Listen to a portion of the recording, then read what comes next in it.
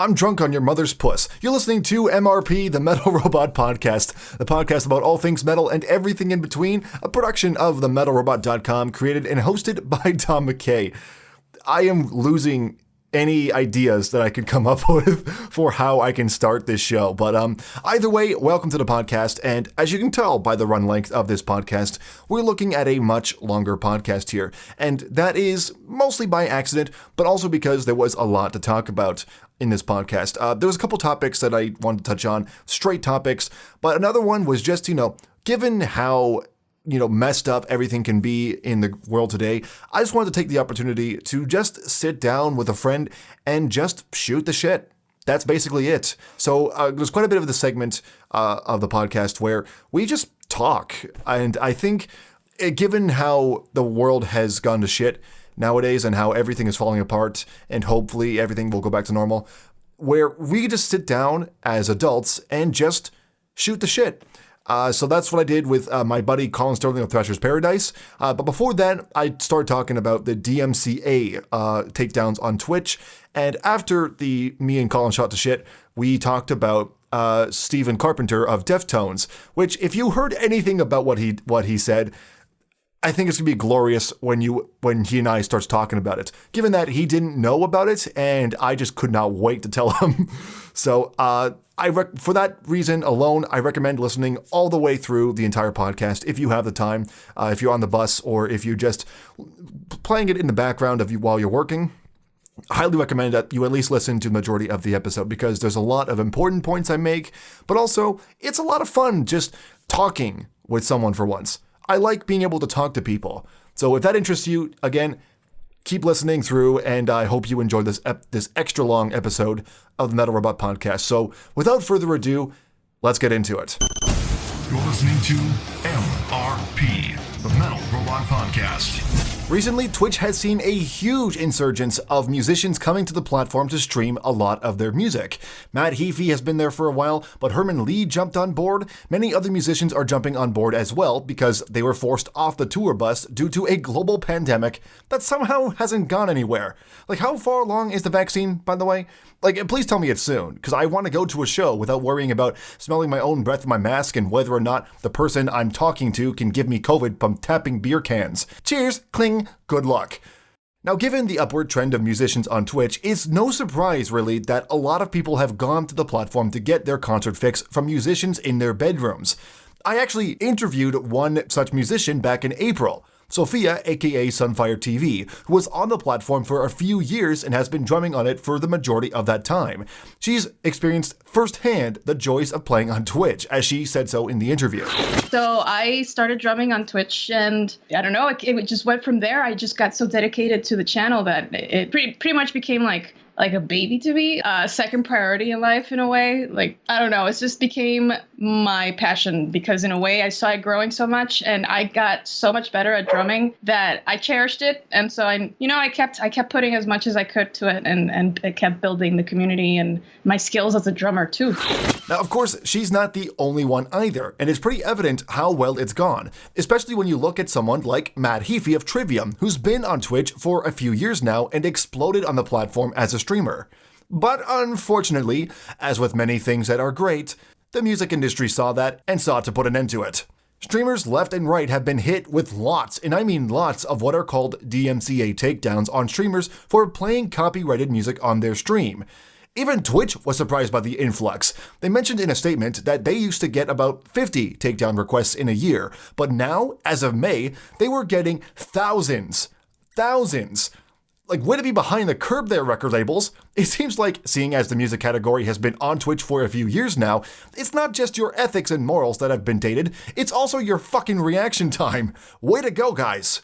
The situation is so bad that some takedowns aren't even justified, like in-game sound effects and others that are infuriating and unjustified, but are also kind of hilarious.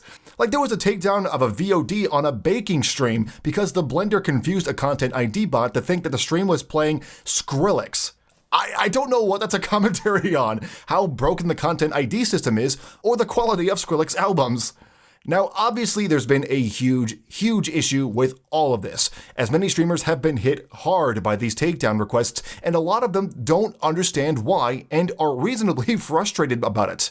So for this podcast, I want to take a look at why this is happening.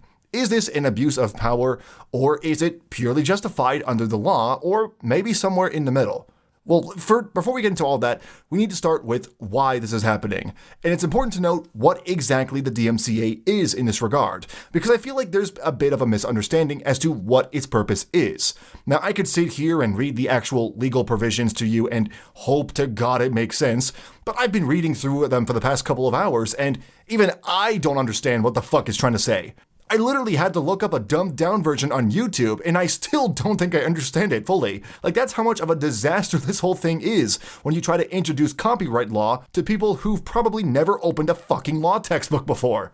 But to put it briefly, the DMCA, or Digital Millennium Copyright Act, is a law that was put into place back in the late 90s, when the internet was just getting started in being used on a widely accessible basis. But basically, the DMCA was designed to balance the scales of power and interest between copyright holders, in this case the music labels, service providers like YouTube and Twitch, and the user, that being you and me. So basically, in this law, copyright holders have the right to use the DMCA to send takedown notices to service providers like Twitch if they see that their copyrighted material is being used in an infringing way. So if it's not falling under fair use. Like, say, if you were to just play a song in its entirety without trying to transform it or even just talk about it like a review. But at which point, the service provider has two choices. Either take it down immediately or endure a lawsuit, which that I will get back to in a bit. Now, on the request of the takedown, Twitch or YouTube, or whoever will have to take down the content, I don't know, fucking Pornhub, lets the user know what's happening, and it'll give them the option to appeal, which, without the DMCA, I can't stress this enough, would not be an option. Basically, the DMCA is put in place to cover the asses of everybody. It's the ultimate compromise, leaving everybody unhappy. Because the other option is for Twitch and or the user to lawyer up and lawyer up fast. And that's where the confusion comes from, because streamers and viewers are blaming the DMCA for a lot of the problems in the takedowns. And I'm not saying it's perfect by any means, far from it. It's not. It's a law that's aged about as well as Iggy Pop and nu metal. But I gotta say, none of this is actually the DMCA's fault when you really look at it properly. Is the fault of major record labels being overprotective of the material under their copyright, and Twitch's incompetence for not seeing this shit coming and not being prepared for it. Like, they should have been from the start. Because the harsh reality is, Twitch's entire platform, technically, is a platform of pure copyright infringement, and I am also talking about video games as well. Not kidding, think about it for a second. If someone was to stream the story mode from the new Call of Duty game in its entirety, and the creators took that streamer to court, it's not unreasonable to think that the court might rule in favor of the game developer. It's an extreme case that will probably never happen, mostly because we've seen what happens when Nintendo has used the DMCA, but with how current copyright law is set up, it can happen. Legally, they'd be in the right. I'm not saying that's the way it has to be, but that's the way it is. Which means that, no, playing bass over your favorite Tool song is not allowed without a license. But be happy, because it means that they're not just picking on you because you chose to play bass. Like, just be happy about that. I consider that a win in my book, honestly. So, what about the ability to get a license from the copyright owners to play the song? Because that is an option that can be done. If you want to play the song, why not just get a license? That should stop it, right? That should stop the DMCA takedowns. Well, yes, actually, it would tell the copyright owners, hey, I have the right to play this song on my stream, and they would legally have to leave you alone. It's why radio stations and DJs have the right to play your favorite songs on the radio. Every song that they play, they own a license for. But as you can probably imagine from that, that's not the whole story. Because what else? Money. A license to play a song on any broadcast can cost as low as under $100, which sounds fairly cheap, but that's the small independent artists. If you want to play, say, Avenged Sevenfold's Bat Country on your stream, you're looking at potentially thousands of dollars. This is the same thing if you want to play it live at a show. Like, if you were to, say, play Black Sabbath, you would probably be paying quite a lot of money just to play one song, which is probably fine for a radio station with advertisers and sponsors paying thousands of dollars as it is to keep the bitch running, but not so great for guitar players in their bedrooms who just bought a webcam and are hoping for the best. And that's not even getting into the part where they can reject a request for a license. All you're doing is applying for the license when you put your name in. They can reject it at any point, and that is another can of worms that I don't want to get into here. But even then, I don't completely put blame on the music labels. Are they money-hungry assholes who see every instance of their copyrighted music being shown somewhere without their permission as a threat to their bottom line? Yeah, they are. Honestly, I thought I was going somewhere else with that, but here we are. Yes, that's exactly what they are. But with the current legal system in place, and with how copyright is set up, the music labels are within their right to act like assholes and get away with it. As a result, the streamer community has been hit hard, even for those who haven't received any takedowns. Remember Sunfire TV? Her streams consist of user-requested covers, which, as we've established, is a business model that's bound to be taken down. And I guarantee you, Sunfire TV does not have any licenses to play any of that music. And so she's literally scared shitless. I was on a stream and she literally ended it halfway through because the stress of possibly being taken down was beginning to get to her, despite the fact that, again, she hasn't even been targeted yet. And that's the point. Because even if you haven't been targeted yet, the very idea that your entire livelihood can be taken away in an instant because of a show that's widely understood, and I repeat again, widely understood by the population to be okay, can be devastating. Critics on YouTube have also been dealing with this for years, lest we forget that Where's the Fair Use was trending not too long ago. But at least critics can plead fair use, because under the law of fair use, or fair dealing if you're in the UK and Canada, criticism and review fall under fair use. Performance and covers don't. So at this point, it looks pretty bleak for many of the streamers who want to play music on their streams. And again, as we've established, games aren't free either. You could get everything taken down because you decided to go into a game with a fucking police sound effect. But for the music streamers, what can be done at the very least? There's got to be a system put in place where you can save the gamers at least, but what can be done for the music streamers?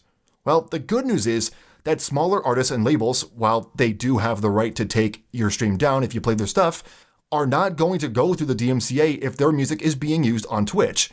Hell, speaking with many smaller artists has taught me that it's actually welcoming. They are happy to see their stuff played on many streams or radio stations. I mean, I know, for me at least, seeing my song Hung by the Wings of Fate being played on an online radio show and on Twitch streams is absolutely incredible. I couldn't be happier to see this being the case. Some part of me really likes seeing that and hearing that. So cover artists and Twitch musicians are going to need to adjust to playing music that is smaller and more local, because it's very good for the local metal scene, and many of them welcome it. And to help you with this, if the requested song is from Sony, Universal, or Warner, you should probably not play those songs, seeing as they're the ones who are infamously notorious for using the DMCA system like this. If that means that your awesome skills at playing The Number of the Beast on drums can't be done, then so it must be. Now, of course, if you have the means to do so, you should look into getting licenses for any songs that you know how to play or just want to play, and you should set up a song list that people can use to request songs. While this means that it will shut down open requests for Down with the Sickness performed by international treasures Bev and Bob, then that's going to be the case, although you can definitely put that song in the request list if you'd like to. Just be careful. And if you don't have the means to purchase a license for popular songs, because again, they can cost a lot of money, pitch shifting them is not going to cut it either. So if you have connections within music, like maybe with your friends or smaller artists, try getting permission from your music friends to play their stuff instead. You'd be supporting your friends and the local music scene at the same time if you do that. Again, it does mean that you can't play the bigger name songs that you want to play, but that's what you're going to have to do for now. And as for the viewers, we need to get accustomed to not requesting big artists anymore. I know it's great to hear your favorite songs played by your favorite streamers, but that can't happen anymore if the big names are going to keep taking down your favorite streamers.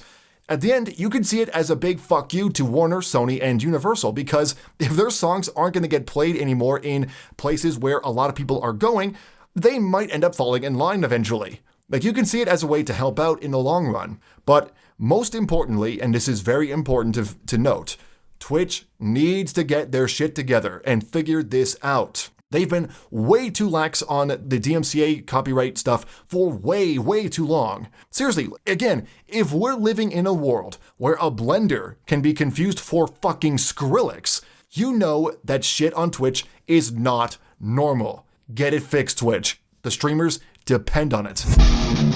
If you're a fan of Metal Robot Reviews or the Metal Robot Podcast or anything affiliated with themetalrobot.com, then I can somehow assume that you might want to find some way to contribute to the show. Now, of course, I'm not talking about money or anything of that sort. No. I do not want your money. I'm very proud at the moment to be self-funding this show. But I'm talking more about stuff like suggesting albums for review, or coming up with ideas or suggesting ideas for future deep dive topics or podcast topics, chatting with others in the community, showing your support for a show that for a while has been a big passion project of mine, or sharing your own passion projects with others in the community. Well, for this reason, I have set up a Metal Robot dedicated server on Discord.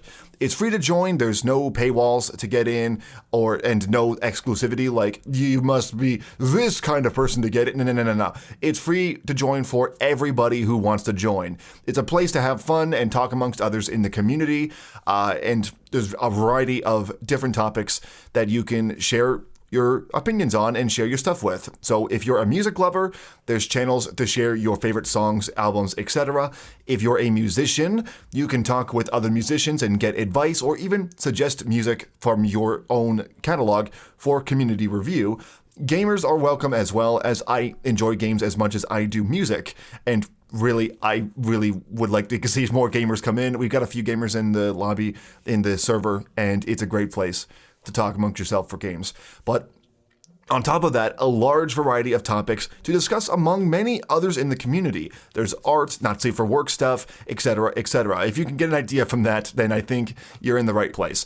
But I think this one is very, very important. It's a good place to promote your own stuff as well in the self-promo channel. So if you've got any passion projects of your own, like you're starting up on Twitch, or you've got a YouTube channel, your own music, you're selling some art, you're selling anything, or you're doing anything that you want people to know about, then that's a great place to promote it.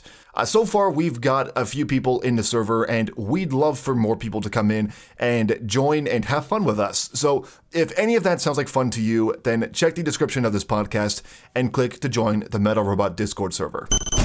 You're listening to MRP, the Metal Robot Podcast. So this podcast is usually about bringing on topics that you'd find in like a talk show, radio show, and usually it's never really brought up that every once in a while we can just bring someone in to shoot the shit. So today I brought in Collin Sterling to shoot the shit. Collin, how you doing? I'm doing great, buddy. I'm the first ever free-time guest on the Metal Robot Review, the Metal Robot Podcast. It's a huge honor. Thank you so much, buddy, for having me on to just hang out and shoot the shit. Of course. And I do like, I have like a lot of stuff I do want to talk about with you. But this is obviously just conversing, like we're having a drink. I can see on camera you are drinking something right now. What are you drinking? Yes. You're gonna kind of laugh at me for it. It is a blueberry blonde beer. Blueberry blonde beer. What is that? What does that entail? Well, it is a beer. Okay. Blonde is a certain style of beer, and it has a hint of blueberry in the taste. And I shit you not, in the middle of the night, I will have dreams about this beer. Is it that good? I love it. I think it's phenomenal. It is a beer that you can purchase at your local beer store. It is from, if you give me a second, because I don't have the can on me right now, but if I go into my bar, it is by Broadhead Brewery. The brewery was established in 2011, and it is from Ottawa, Ontario, so our nation's capital. Nice. Yeah, I can. Obviously, we can't see what it looks like on the podcast, but I'm looking at it right now, and yeah, that actually Well, not right now, but I saw it when you pulled it up, and I'll be sure to keep an eye on that. Yeah, don't worry. I'll hook you up with one. Fantastic. I mean, you did the same thing for the Iron Maiden Trooper beer, and I've been addicted ever since. And dude, Right? LCBO, they were selling them for like $2-3, I think. Mm-hmm. I'm like, wow, I'm getting 6 of these. Yeah, no. If you follow the official Iron Maiden Beer Canada Instagram profile and Facebook page, Right. you get up-to-date information about the beers that are coming overseas to Canada to be sold at our LCBOs, Quebec's, SAQs. They announced that more beers are coming over there because they have like 12 different styles of beer to choose from. The one I'm looking forward to the most is their Fear of the Dark Stout. Ooh. And for those that do not know what a stout is, it is a darker kind of beer. But when it's called Fear of the Dark, it's like, yeah, I want to try it. Yeah, sounds like something I want to try too. Honestly, it's Fear of the Dark. That was like my pet name in high school. Not really, but Damn, Tom.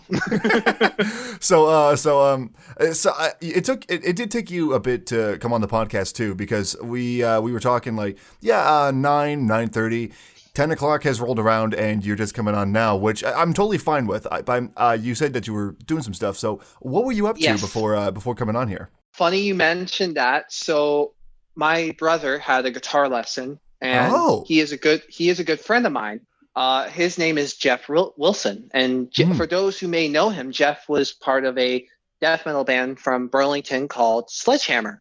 Mm-hmm. Sledgehammer sadly broke up, but he is now in a new rock band with members of Hamilton thrash metal band Profaner and Carmen North. So the band is called Shot Down Twice, and the best way to describe it is rock music that metalheads would appreciate And possibly actively listen to.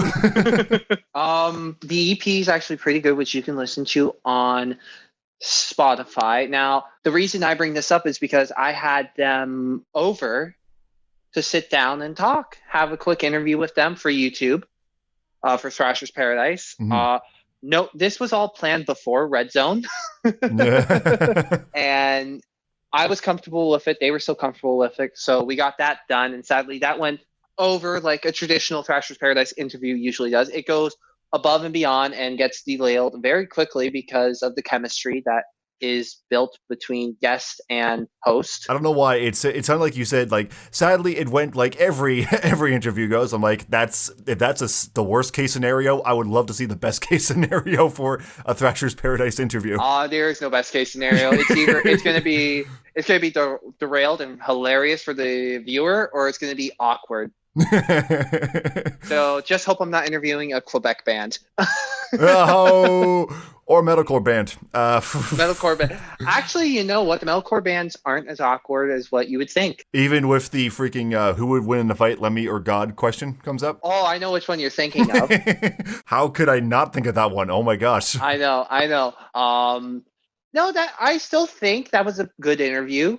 Besides that question, I felt, but up into that question, everything else was good. It was very nice. It felt smooth. It was like a casual conversation, which is what I tried to go with on Thrashers.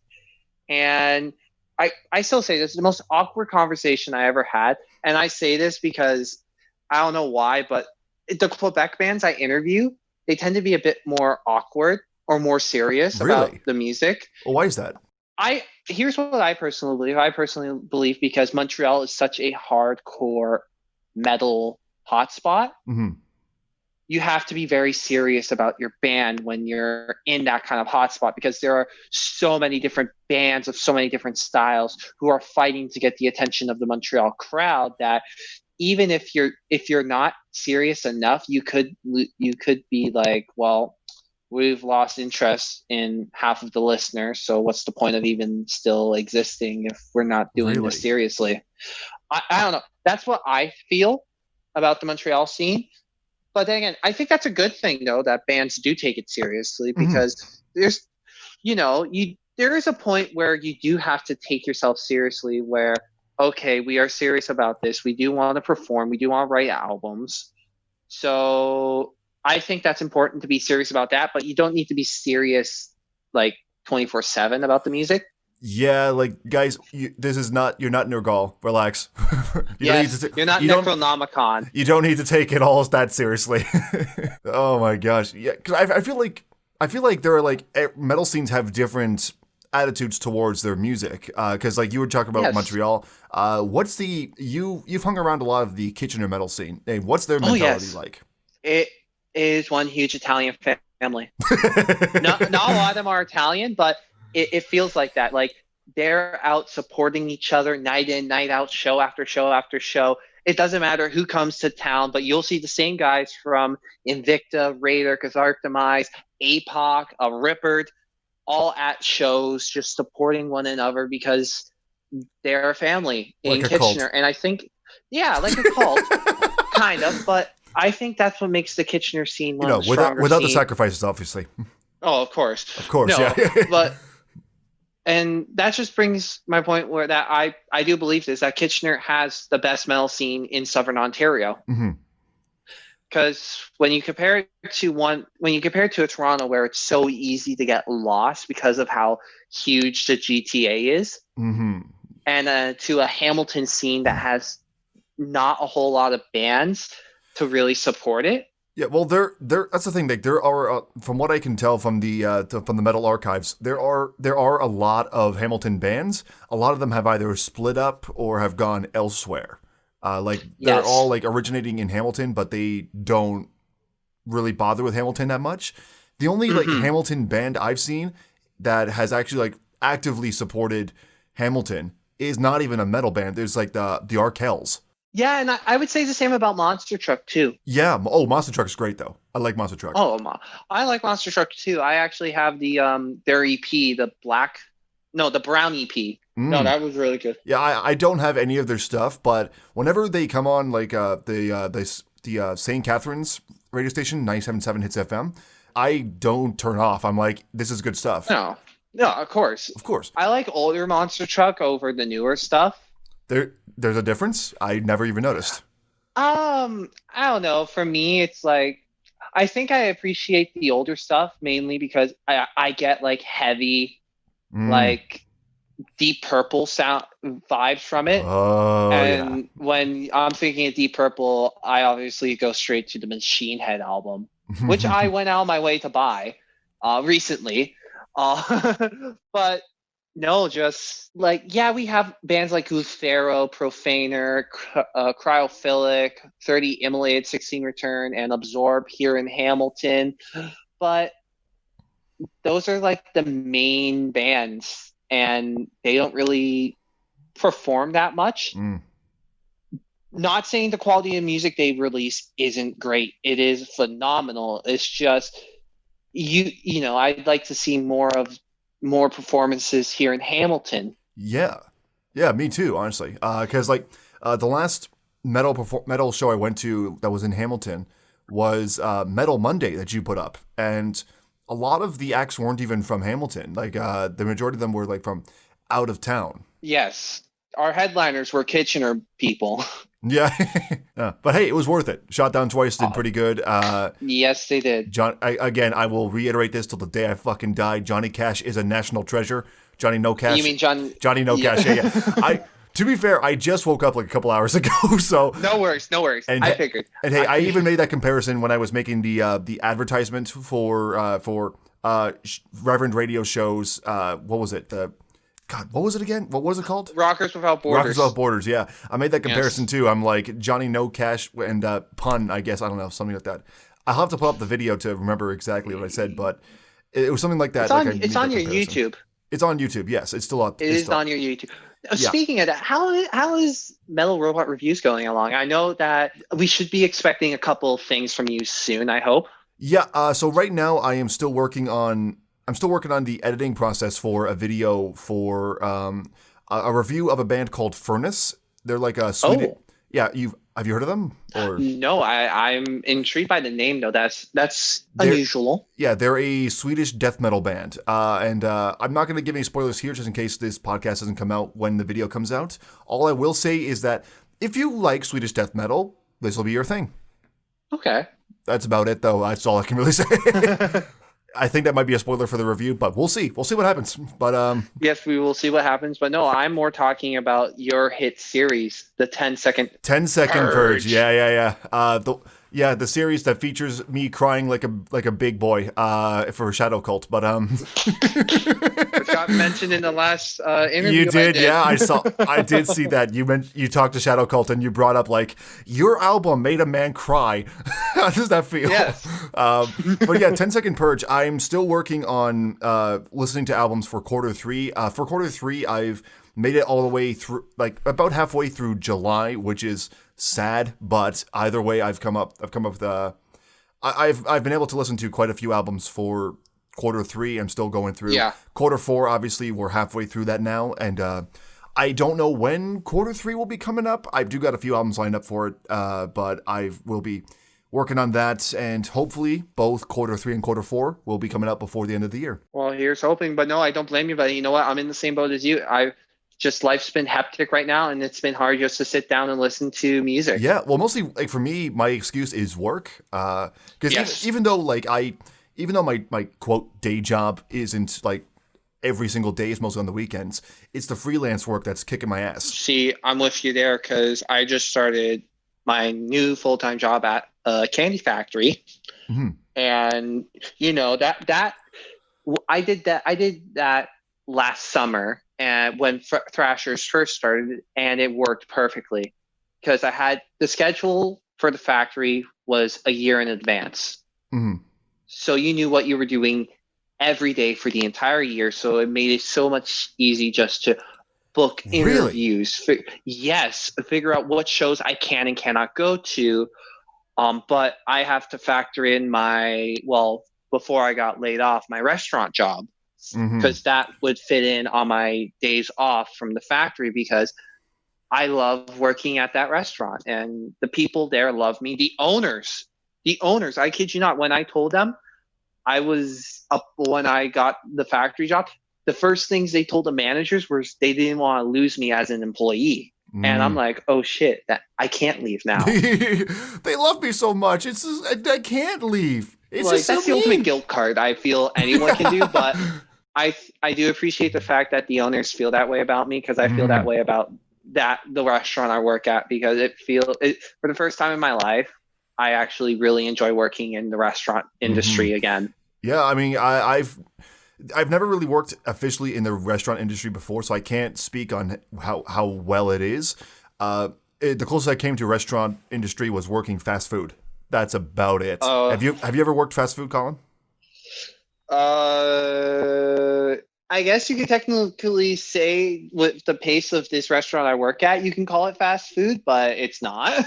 Yeah. No, I have not. Don't start. I'll tell you right now, don't start working fast food. I can say from my own experience, and I'm sure anybody else listening to this podcast will tell you if they've ever worked in fast food, don't do it.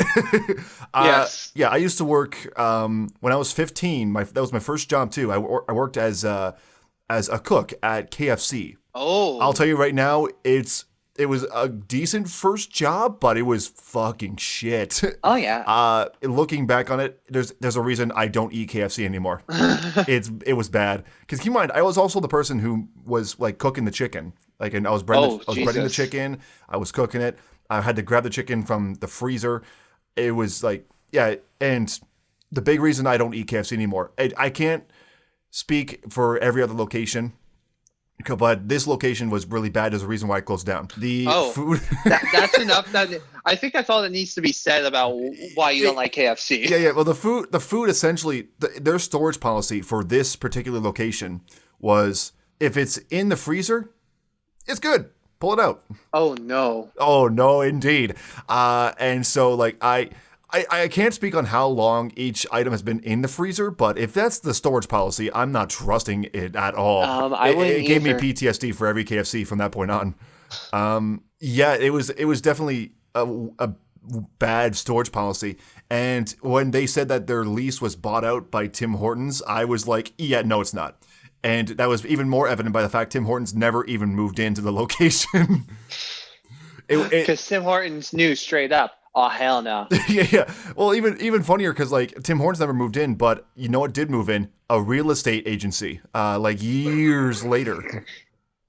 Like this is like, you mind, I like the place closed down when I was still like, I think I was 15 or 16. So that was like, Oh, okay. so that was like years ago, like a good solid. How old am I now? 23. So that's about math 7 years ago. Okay, yeah. Yeah, 7 to 8 years ago. It took like 4 years before someone moved in, and before that, the place was just barren. It was abandoned, basically. Did you say Baron, as in the song by Luthero off of their brand new EP, That's Wings of probably Agony? It could be a good way to describe it. Honestly, it was like there was no one, because legit, no one moved in. Nobody moved into the place. And, like That's crazy. That would have been a good place to host a music video, but nonetheless, like if you like filming a music video in an abandoned fast food restaurant, I don't know. Yeah.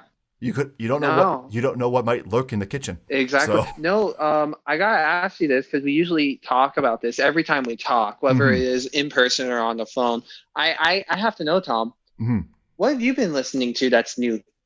I'd have to pull up like what I've been listening to for the 10-second purge. But for the most part, I've mostly been listening to like music that I find from streamers that play a lot of requests. Which early in this podcast I did talk about like DMCA bullshit, but streamers I've been like a good go-to for music, for performances. One I've been watching quite a bit of, and I've grown accustomed to watching every once in a while. Sunfire TV. Have you heard of her stuff? No, I have not, but it sounds interesting. She is a drummer. I actually talked with her on the show before. Like, yes, was she the one you interviewed on the YouTube channel? Yes.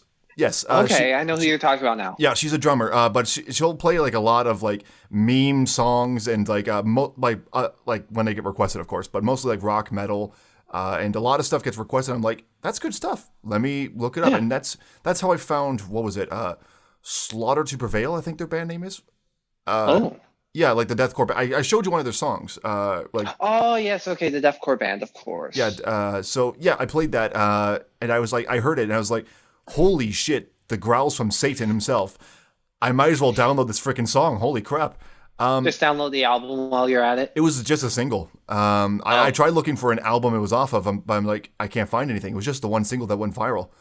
But aside from that, mostly stuff that I have lined up for the 10-second purge. So most recent ones I took a look at was like a band called Denominate, I think that's how you pronounce it. There was Blood Feast Ritual, which I quickly touched on. What else was there? Haken, which, oh my god, if you are a fan of anything progressive, holy shit, look it up. You're giving me a prog boner, man. Come on, don't tease me like that. I'm gonna spoil this joke. You want to know what the joke I wrote down for that 10-second purge was? What? The second I hit play on this album, I had an audible orgasm. My neighbors complained, but it was worth it. Like, it was great. Oh my god. Another one I put on was like a Church of the Dead. King Gorm, I played their self-titled. I haven't written anything down for that yet, but it was pretty good, I'd say. I'd say definitely recommended if you're like a Pink Floyd fan, I guess. Oh, okay. Yeah, definitely not metal, I'd say, but I got major like Build the Wall vibes. Like the Wall vibes, yeah. Okay. Yeah, what about you? What are you listening to? A bunch of random shit. As per usual, but names. I want to recommend some. Okay. So the last time I was over, we watched. You remember Page Fire? Page Fire. Yes, I got you hooked as hell on Page Fire. And we were watching the one video series called How to Be. And the one video was a murder folk vocalist, murder folk band. Yeah. And the one name that he kept mentioning was Amigo the Devil. Oh, you ended up looking him up? I ended up looking him up, and I love his shit. His stuff is very good. What I really love about him the most is he's not really, for those wondering what the fuck he is, he's, oh, sorry, can I swear? Dude, I've been swearing this entire fucking time, man. Go for it. Okay. That'll probably be my one, one swear word. Your mama. Dude, I swear to God, Sunfire asked the exact same question. She was like, I don't give a crap. Can I say that? I'm like, dude, what? Have you been listening to what I've been saying? But no, Amigo the Devil is not your typical country singer. He's not country at all. It is country music for metalheads. Essentially, that's the best way I describe metal folk. And what I love about Amigo the Devil is the fact that he is a brilliant storyteller. And that's what really sells him to me on his songs, are his incredible lyrics, whether they be about alcohol abuse, spousal abuse, or even about telling the story of a murderer like a Jeffrey Dahmer. But like, he is such a genius. I recommend listening to the Manimals album. It is very good. I actually purchased the album and a t-shirt. That is how hooked I got to him. Yeah. What else have I been listening to? I've been listening to this song. It's not a new song per se, but it's a it's a redone version of a song. Okay.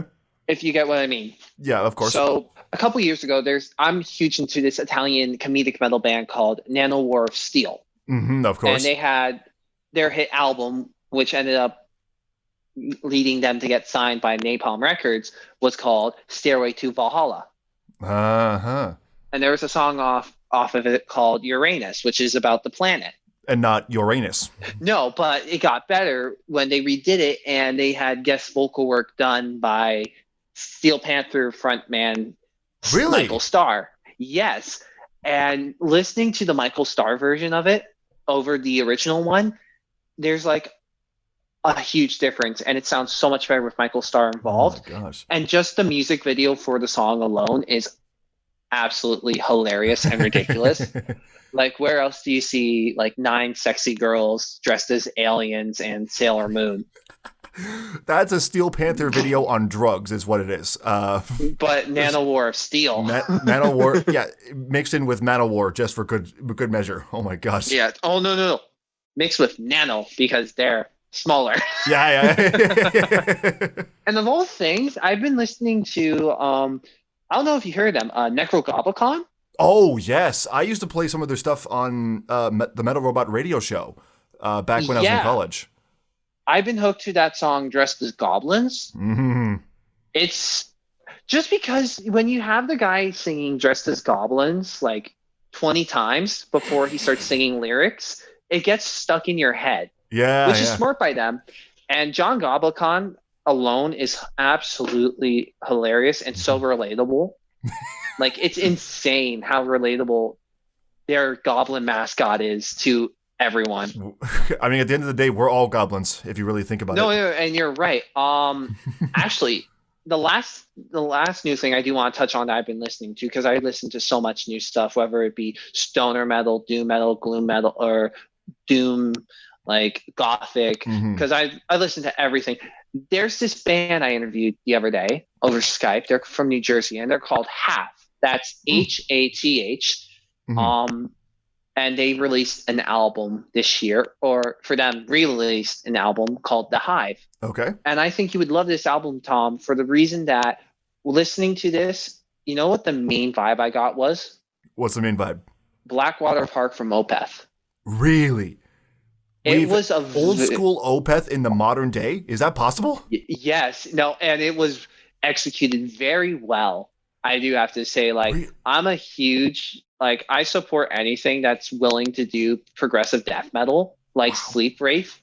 Again, this is my stance on Sleep Wraith. They are not a metalcore band. They are not a metalcore band in the slightest. They are progressive death metal. Has anybody said that they're metalcore? That's what it says on their thing. On their Facebook, I do believe. I know they have metalcore influences. I know that for a fact because. Oh, that's obvious. Yeah, because like I know, like, when I was reviewing the original, like, that album when it came out, the PR said that they've taken all their influences from their entire career and molded it into this band, and metalcore was one of them. But they really call themselves a metalcore band? I don't buy it. I don't buy it either, man. Like, there's no fucking. If Sleep Wraith is metalcore, then I'm Corey Taylor's stepdad. Because, like, really think about it for a second. Really think about it. Yeah. There's no freaking way that they mesh in the same camp as Killswitch Engage, Devil Wears Prada, fucking Asking Alexandria, and then Sleep Wraith. Oh, and then the comparison that they gave was between the Buried and Me. Are they? I don't think they're metalcore. Like, no, but when I got yeah. my PR stuff from John Asher, Mm-hmm. who, if you're not, I can definitely see, you're- like, I'm with John Asher too, but I can definitely see, yeah, I can definitely see the comparison there, like, at least in the sense that if you're a fan of the Between the Buried and Me, then you can definitely get into Sleep Wraith. But other than that, I don't see like what could be similar about them. See, for me, vocally, I get a lot of Death Clock. Mm-hmm. And I know you know what I mean. Absolutely, I do. And besides that, I just get, I don't know. I can't really point to a band I think I can compare them to, which is good. Absolutely, yeah. Because I don't want to have to compare something to a band, like an independent band to a major band, to try to describe them. Like, it's something that you have to listen to yourself to get an opinion on. That's Sleep Wraith with their debut album, Day Terror, which you can find on Spotify, Bandcamp, and just listen to it because it's worth the listen if you're a huge progressive death metal fan. And on top of progressive death metal, also listen to Half, and also my boys in Vancouver progressive death metal band Neck of the Woods, to their release that came out this year, The Anks of Ire. I love how the Metal Robot podcast has turned into PR, but free. Yeah. Oh my god! But it's true. Like, yeah, no, like Sleep Wraith is 100% sure. Like, you've got to listen to Day Terrors. As soon as I heard it, I was like, of all the bands that have been sent my way via PR, aside from Lindsay Schoolcraft, Sleep Wraith is the only band that I've actively bought merch from because PR sent their stuff my way. Like, yeah, it's insane that's the thing, and that's really like what I've always said. That, like, maybe not out loud or on YouTube, but I've always said, like, if I'm supporting the band with their merch, it's easy to say that they are worth supporting in my books. Because I can give like great ratings to any band really, but it's when I actively support them that it shows that you know what, this is a legit band that I think you should really check out.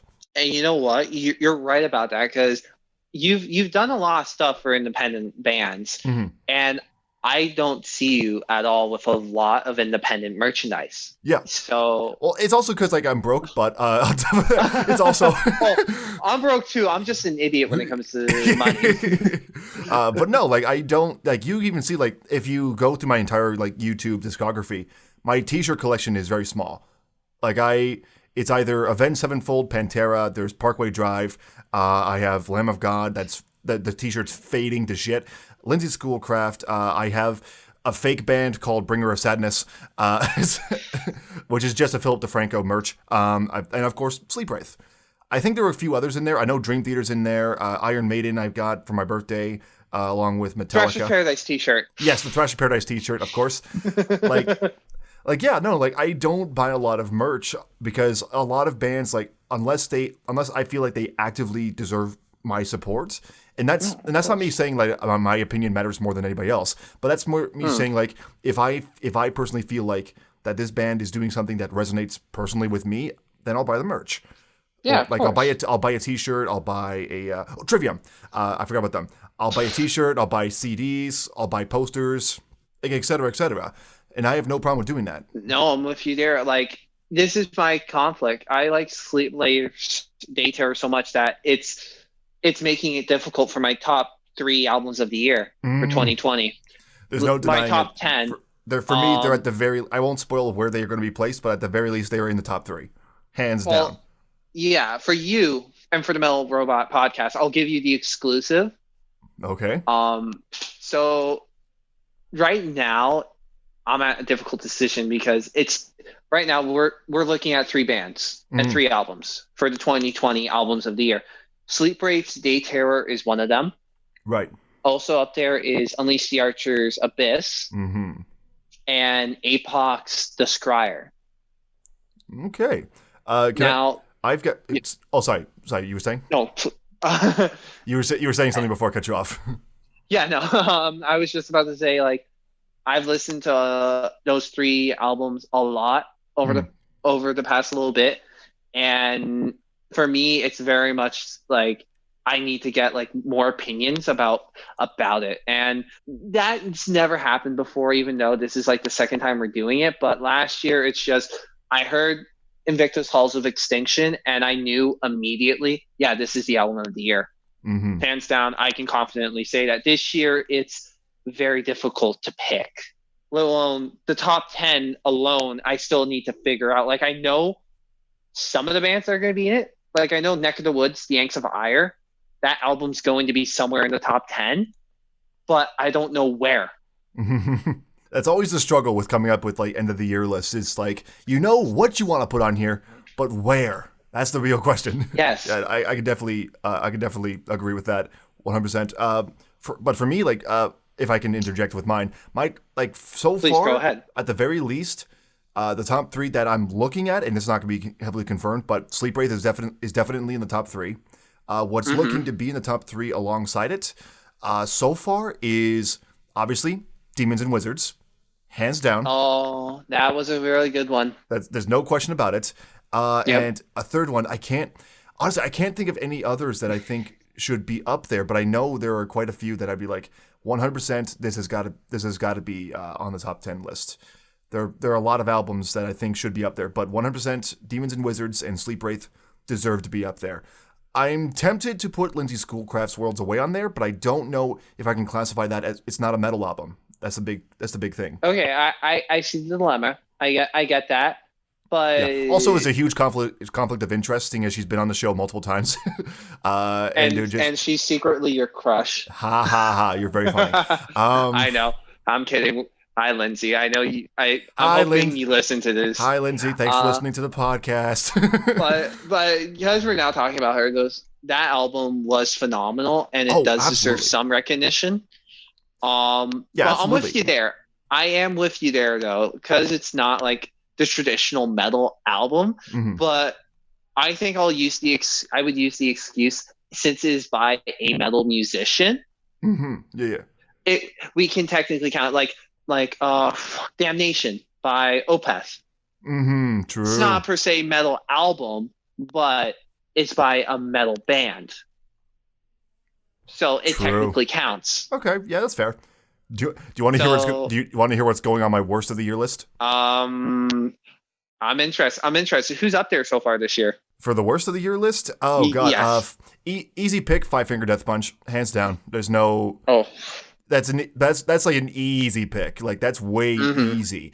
The other one that's up there, and it's more of an unknown, but it's like the band that I found was through a PR, which was Nero Argento.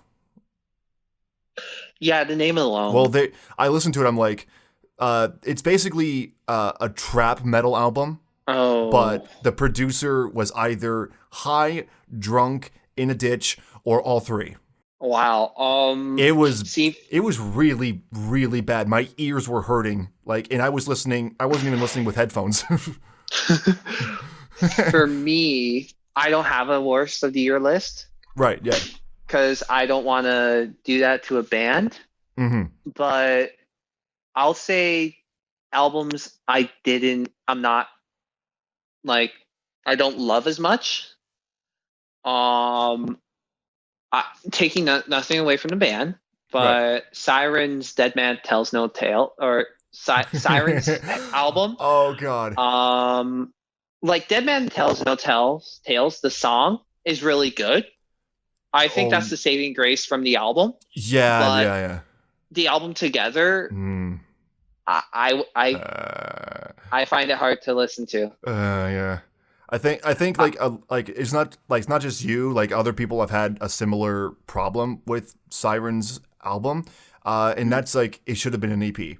Like at the very least, if you can fault them for anything, like I know some people have said, the instrumentation is a bit more on the generic side. Vocals are like the obviously top tier element of the entire thing. Their vocalist is so good. But if Sloan is a good vocalist, yes. But aside from anything of that nature, if you can fault them for anything, it should have been an EP. Those interludes should not have been there. At least not in that capacity. Holy shit. There was a lot of interludes. Every other fucking song. I was like, you guys are taking me out of it. And Yeah, I own a Siren long sleeve. Mm-hmm. I'm still waiting to interview them. Yeah, we keep talking about doing it, and she never responds back with a date. Yeah. I know that feeling. But, yeah. I think it's safe to say that we as a community love the local music scene. At the very least, I would hope that we all love the local music scene. But for obvious reasons, it is coming under fire. Now, not intentionally, maybe it's just from neglect, or maybe there is a hidden agenda. We have no idea. But at the very least, what we do know is that the local music venues in Canada and around the world are in deep, deep trouble.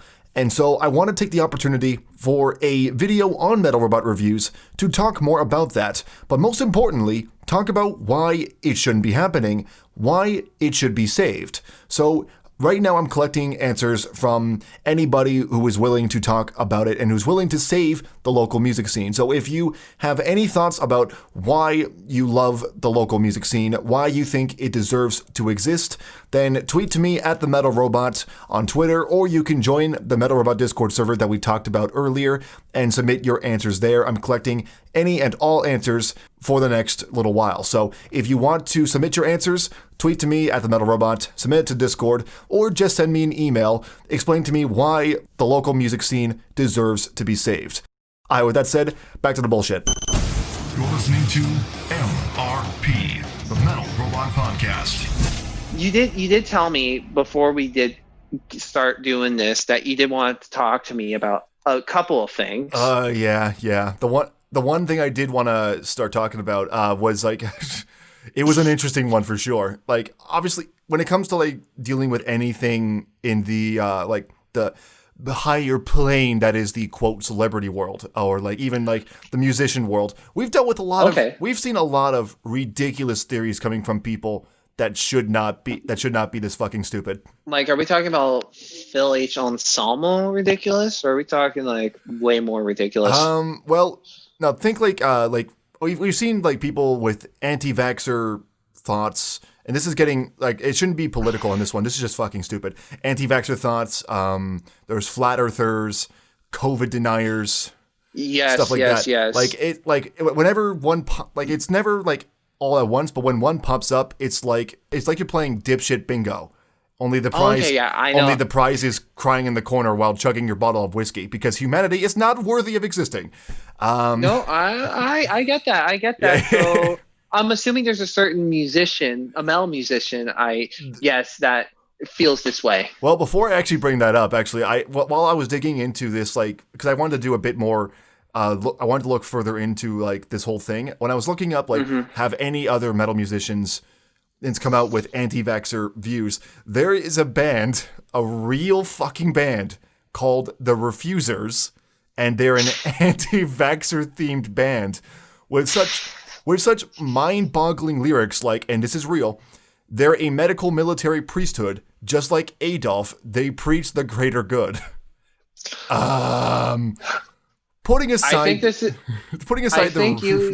I'm sorry to cut you off, Tom. That's fine. Go ahead. I think this is something you and I have to do in person, where we sit down and actually listen to one of their songs and review it. You know what? We should make that a video. We're patenting that right now. But yeah, we're gonna do it. We'll do it. Well, putting aside the really poor choice in comparison there. Yes. Somebody really needs to educate their lyricist on lyrical flow, or chuck the fucking textbook at them, because that was really bad. I don't know, like, unless they're like a punk. I haven't listened to any of their stuff, because fuck no. But yeah, unless they're doing like a thrash metal punk sound, like, even then, lyrical flow, man. I'm reading this, I'm like, I don't know how you could sing this or scream this at all. Oh, God. But no, the person that I want to talk about was fucking Stephen Carpenter of Deftones. Okay. Have you heard like what's been going on with that at all? See, I'm not a big Deftones person. Right, okay. So I don't really tend to pay attention to anything Deftones. Right. Well, he was on a podcast called Tinfoil Hat with Sam Tripoli, which is so great. Jesus Christ. It's a great name. But on that podcast, he basically, like, we were talking, there's people who believe in anti-vaccinations. There are people who believe the Earth is flat. There are people who even believe that the coronavirus is a hoax. Stephen Carpenter is all three. Jesus Christ. That's my thoughts. I'm like, are you kidding me on this one? I'll just pull some of the quotes up here. First off, the Earth is flat. The simplest terms from my perspective with flat Earth is simply, I know we're not on a spinning, flying space ball. Now, what it actually is, and all that, and to what depths it goes to, that's all still to be discovered, and people are working on those things. What else? There was vaccines are bullshit, which, from what I can tell, I don't think he mentioned anything of they're injecting tracking devices into us, et cetera, like, the crazy people, like the crazy people with their phones have. But he says, in a quote, there's never been one single vaccine that's ever worked, ever.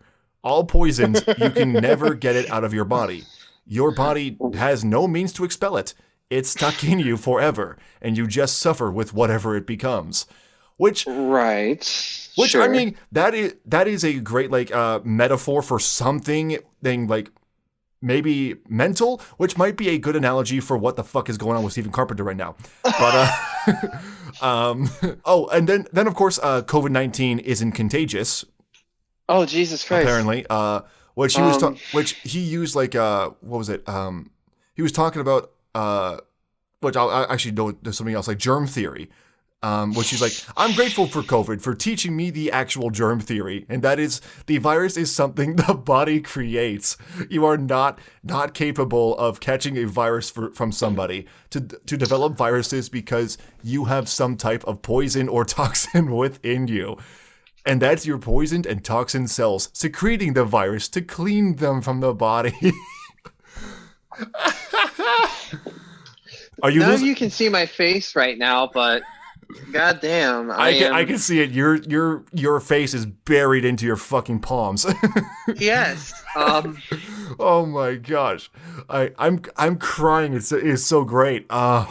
This is I can tell you this very, very easily. It makes it a lot easier to not like Deftones. Here's the thing. Deftones has never really been my cup of tea anyways. I've appreciated their music and their influence on metal as a whole. But this is fucking beautiful. Oh my God. It gets even worse. It's not even done yet. Because in fact, COVID-19 is a hoax. Quote, wouldn't the homeless population be all you need to know about the virus? I mean, if there was this incredibly deadly virus going around for this whole entire year, we would have lost everybody on the streets by now. I'm sure of it. But in fact, we didn't lose them. Their numbers got stronger. Which, that entire thing has actually been debunked. I can list to the article that debunks this entire fucking theory. And to add the cherry on top. On top of all this. Stephen Carpenter is invincible. What do you mean he's invincible? Quote, I have hung out with friends who have had colds throughout my life with confidence, knowing I never would ever get sick.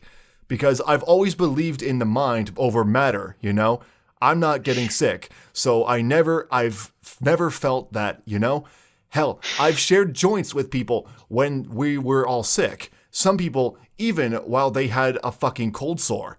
Yeah, I never got a cold sore after we did that. Which, great. It means that your immune system's great. Doesn't mean that you're invincible. I'm pretty sure a good dose of anthrax will still fucking kill you, dude. Are we talking about the band Anthrax or the drug? Both.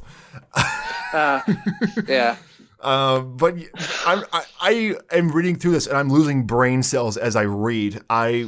I'm so sorry to any listeners that have had to hear me talk about this while laughing my goddamn ass off. But I think I've lost all my energy just from listening to that. Jesus.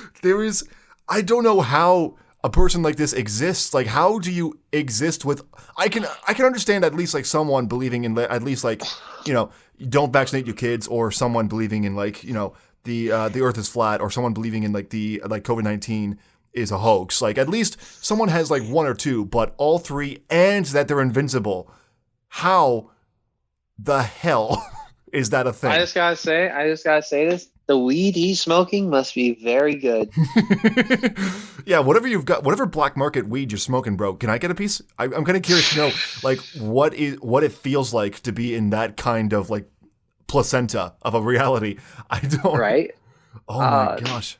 Like, you know what? All I have to say is, to each their own. If that's what he wants to believe, you should believe it. I guess, yeah. But like, I know you and me are just like judging him. Oh, we're laughing our fucking asses off here. We're very disappointed and unimpressed, but he believes what he believes, and it's not like it affects us. It's not like we're huge Deftones fans. Yeah, well, the funny thing is about that as well, like, because someone actually came out and like spoke out about this, like someone who is close to him, which is Richie Londres, who is like, I don't know if I'm pronouncing that name right, and I do apologize if I mispronounced it, but he's with Stephen Carpenter's side project Sol Invicto, and okay. Yeah, and on the official account for the band, he actually came to Carpenter's defense, like not flat out believing that it's the case, and not confirming if he believes it either. But he basically just says, I just wanted to say on a flat plane or a globe or a donut, I stand with my brother all day long. And I'm like, okay. Continuing on, any fans or news sites getting their biscuits soggy over a random bit of chat on a podcast are having a laugh. And I'm like, yeah, we are. Yes, we really are about it right now as we're talking right about now it on this podcast. in this very podcast. Yes, we're doing that said thing. Oh my god! And I'm like, and he basically goes on to say, like, I've never had any bad interactions with him, and no one has ever had any bad interactions with him. He's a genuinely great guy, and you know what? I believe that. I believe he is a genuinely great guy, and you know what? I'm sure that he fosters sick puppies to be able to bring him back to. I'm sure he does. I'm sure he does. I'm sure he's a genuinely amazing dude, and I'm sure I would love to have a beer with this guy. But that doesn't necessarily mean that he's a genius, Oh no, I know what you mean. I get that completely. Oh my gosh. Like, I find it funny, but at the same time, it's also, for me at least, I'm looking at this like, this is a little also concerning as well, because like, he's in Deftones, right? Like, yes. Deftones is a hugely influential metal band. Like we were talking about like earlier, their entire existence throughout the entire nu metal days has been insanely influential to the way music is now. Yeah. So with that in mind, with this guy coming out with all these theories, how much influence do you think he actually has on people? Like, I'm curious to know, because Is this a legit question? Yeah, actually, I like. Do you like, how much do you think he knows? Yeah. Do I think he knows? Like, how much influence do you think he has? I don't really know. I'm assuming because he's part of the band, they're nice enough to let him have a say. Mm-hmm, not a huge say, but like, like a Ringo Starr kind of thing, where it's just like, good job, buddy. We're going to put this on the fridge. We'll hang that macaroni up for you. It's okay. Yeah, stuff like that. I think that. You made mommy look so deformed with that. It's okay. We'll put it up. It's not deformity. It is art. It's art. I'm sure that's what Picasso said too. But But no, like, that's kind of the thing, because like, I know a lot of like big names in any industry you look at, whether it's whether it's actors or musicians, they have huge influence over a lot of people, because whatever they say must be true, right? Like, they have a huge platform that's speaking to millions, which is why I'm like, this is how do we go about this? I mean, do you believe everything, I guess, Billie Eilish says? No, wait, that's a bad example. She doesn't talk much. Yeah, she doesn't talk. People just start like simping over her when she's wearing a tank top, which is weird. That's a story for another time, Tom. Story for another. Ew, yeah. Ew. Yeah, like, dude. How old is she? No, she's still a minor, right? No, she's legal, I think. I'm not sure. Oh. Still creepy though. How about we It's still creepy, stop though. talking about it? Let's stop talking about it. Yeah. I'm Let's move kind on. of getting like a little while talking about it, but I'm Yeah, I'm getting gross too. Tom, let's just move on. moving on. So, anyways, but no, like celebrities and musicians and actors all have like some sort of influence over like a populace that looks up to them, which is why Yeah, I'm of like course. I'm looking at this. I'm like, it's easy for me to laugh. It's easy for me to be like, absolutely, this is the funniest shit I've ever read. Reading this is giving me comedy gold. Like I can feel freaking what's his name? What's his name? He's a comedian. He's a comedian. He did like metal impressions. Do you know what I'm talking about? Oh, yeah, I know who you're talking about. Damn it! It starts with a J. Yeah. If you know who I'm talking about, then you know exactly. Like if he's looking at this and he's writing shit down as he's reading it, it's like, oh my god, this is great. Like what? What's the word to rhyme with idiot? Idiot. Oh my god, I've just been calling him dipshit. Dipshit, dipstick, ass muncher. Well, ass munchers. Wow, Tom, very sophisticated language. I literally, when I was looking stuff up, I'm like, what is words I can describe it? I literally went to Reddit, and I was like, what's a great way to describe this? And there's so many great ones, but I think I forgot all of them. It's okay, Tom. Don't worry. I know, it's okay. We'll still put my art up on the fridge. It's okay. Yeah. Oh my gosh. No, but I just like, I saw that. I'm like, there's no way I can talk about this with just me. There's no freaking way. I got to get someone else to riff on him for this. Oh my gosh. Which again, thank you so much for coming on for that. Oh my gosh. Hey, no problem. Was there anything else like topic wise you needed to get out of the way? Actually, yeah. One thing, not topic wise, but I did want to ask you, like, because Metal Monday, how's the high for that? Oh, it's calmed down now. The high's calmed down now. Are there any? Yeah. I know you were talking about like there may be a sequel to that. What would that? Do we have any plans like in motion for that? Like when can we expect a sequel? Do you have any like? All plans have been halted. I'm guessing because of COVID. That and I'm busy right now, like in my life, because even though I'm just working the one job now, but that's still for like until December. Right, of course. Right now, as we see it, when I get called back to work, the main thing for me is that I'd like to start selling more merchandise. Mm-hmm. And then hopefully we can help build up more of a following, and then hopefully that following can help produce the next live show that we do put on. Because I would like to put on like a show at least once a year. Yeah. With amps and actual people performing like electrically and stuff. Oh, absolutely. Right now, all I can say is we are aiming for something in the summer. Okay. Like very early groundworks. Like that's all we know. Something in the summer. Something in the summer. Okay. Something in the summer. We have no bands confirmed tonight because we don't know what the hell is going to be allowed and not allowed come 2021. But we're just going to see what happens. Okay. Well, hopefully we do hear something soon. But I'm guessing you'll be updating people on your socials, on YouTube. Yeah, and we'll be up. Well, we're going to be figuring stuff out, talking to bands behind the scenes, just to see who can do what, who can we get. I would like to include some Hamilton bands in this show. Absolutely. Just because we're Hamilton-based YouTube channel, Hamilton metal supporters, I feel it would only make sense to have like Hamilton bands a part of the show. Absolutely. I would definitely love to see like some local shows for like some local bands. That'd be great to see. Oh yes. All right. Yeah. And any updates on that? Like you said, you'll be on like your social media on YouTube. So definitely go check out Thrashers Paradise YouTube on Facebook and Instagram at Thrashers Paradise, at Thrashers_Paradise, I believe it is.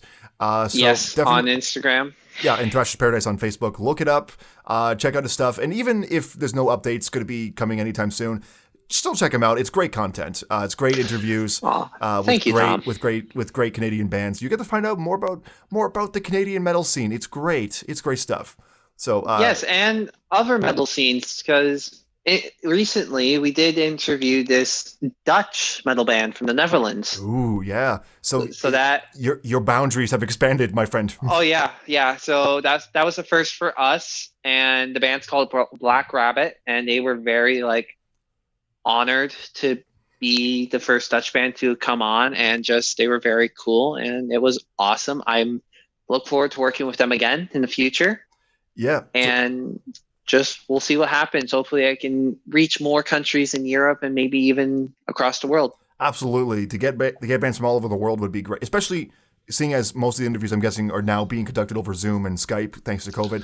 So obviously the reach has expanded profusely because of that. So I love to see. I can't wait to see more bands coming on the show. So again, Thrashers, Collin Sterling, Thrashers Paradise. Go check him out on YouTube and on social media. It's a great follow. And if you get the chance, check out his radio show. When is your radio show, Mr. Collin Sterling? It is every Tuesday night from 9:30 to midnight Eastern Standard Time on 101.5 The Hawk.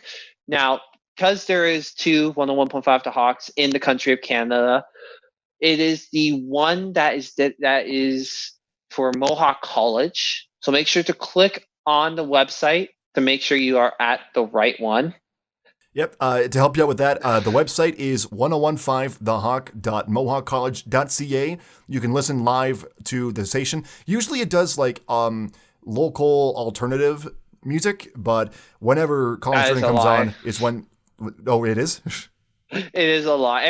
After my show is done, I kid you not, it's like 1950s swing music. That's weird, yeah, because I know like during the day at least it's mostly Hamilton's alternative because I had a show on there for a while. That's what we played, but it brings on a lot of different stuff. I don't know what's going on. It's a melting pot of everything. Yeah, but it's 9:30 to midnight on Tuesdays Eastern Standard Time that you really want to pay attention to. As metalheads must support metalheads. It is the law, obviously. I mean, we can still call each other idiots if they come up, Stephen Carpenter, but either way. Stevie T. Oh, God. Oh, can you imagine if he came out as an anti-vaxxer? That wouldn't surprise me. I wouldn't be surprised, but I'm also just like, wow. But my only thing is, which eye do I look at him to tell him he's an idiot? To be fair, I think even he's leaned into that more and more as his career's gone on. But anyways, Collin, thank you so much for coming on the podcast once again. It's great having you on to talk about everything and making fun of everything. It's great. So again, thanks for coming on. Again, Thrashers Paradise, check him out, and hopefully we can get you on the podcast again some other time. Tom, you know what? Big thank you again for having me on. I love doing this because it's basically just us hanging out, but over a different platform. And you always know I'm down for a podcast. Just shoot me a message whenever, and I will be more than happy to make the time to come back on. Awesome. Yeah, again, thanks for coming on, man. Anytime. You just listened to MRP, the Metal Robot Podcast. Thank you so much for listening to episode 10 of the Metal Robot Podcast. You can check us out online on YouTube, Metal Robot Reviews, Facebook and Twitter at The Metal Robot, and Instagram at The.MetalRobot. You can also check out everything we do on themetalrobot.com for videos, reviews, press, and so much more. I'm Tom McKay. Thank you so much for listening. Click subscribe if you haven't already. I'll see you in the mosh pit next time. Have a good night.